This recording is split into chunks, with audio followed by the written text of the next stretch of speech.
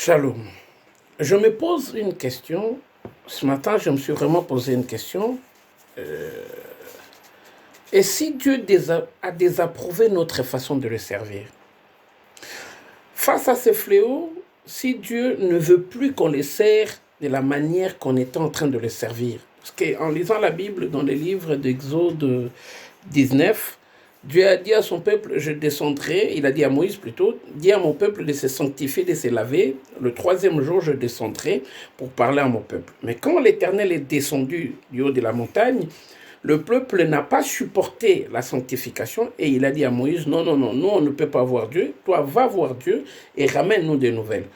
J'ai l'impression que nous sommes revenus dans cette même situation parce qu'aujourd'hui, de la même manière qu'une personne a un chauffeur, de la même manière qu'une personne a un domestique, de la même manière aussi une personne a son pasteur. Donc on est rentré dans une logique des leaders. Cette histoire qui est venue des anglophones, des leadership. Donc on pousse des gens devant, toi va parler à Dieu et ramène-nous des nouvelles. Nous, pendant ce temps-là, on te donne des dîmes. Mais seulement nous qui, soi-disant, on a dit au peuple qu'on va voir Dieu, on n'a même pas pu dire à ces peuples-là qu'il y a un fléau qui arrive, pendant que l'Éternel dit dans sa Bible, dans les livres d'Amos, je crois, Dieu ne fait rien sans prévenir ses prophètes. Donc aujourd'hui, on crie tous que c'est la punition des dieux, mais on n'a pas. Dieu a fait quelque chose, il n'a même pas prévenu ses prophètes. La plupart des prophéties qu'on voit, c'est du tâtonnement qui nous donne ni l'entrée ni la sortie du fléau. Et aujourd'hui, Dieu n'a même pas épargné l'Église dans cette punition. Et au lieu de changer, nous, qu'est-ce qu'on a fait? On a pris en otage des réseaux sociaux pour faire la même chose qu'on faisait dans des temples. Et pourtant, on devait reculer, considérer cet avertissement quelque chose qui nous pousse à changer. Aujourd'hui, on a pris même des quartiers qui étaient des quartiers industriels, on l'a changé à des quartiers des églises. Mais cela n'a même pas apporté la prospérité dans le pays.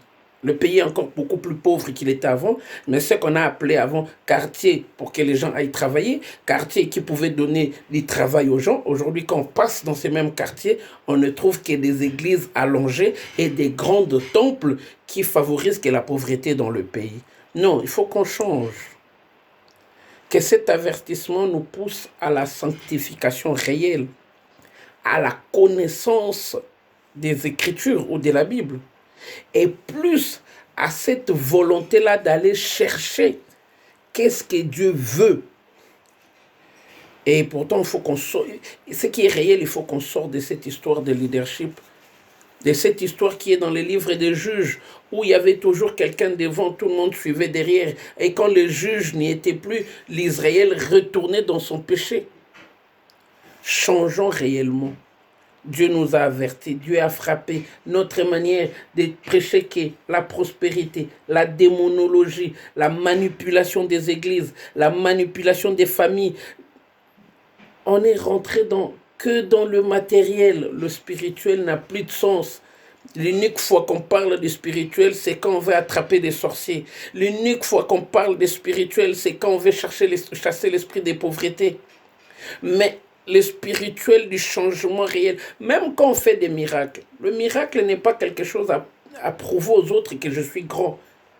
Les miracles, c'est prouver que ce Dieu-là existe. Mais nous, on fait des miracles en calculant combien ça peut me rapporter.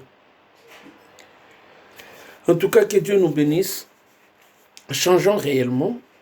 Moi, cette question, j'ai peut-être ma réponse, peut-être je me trompe, mais je crois qu'on a été désapprouvés, nous tous.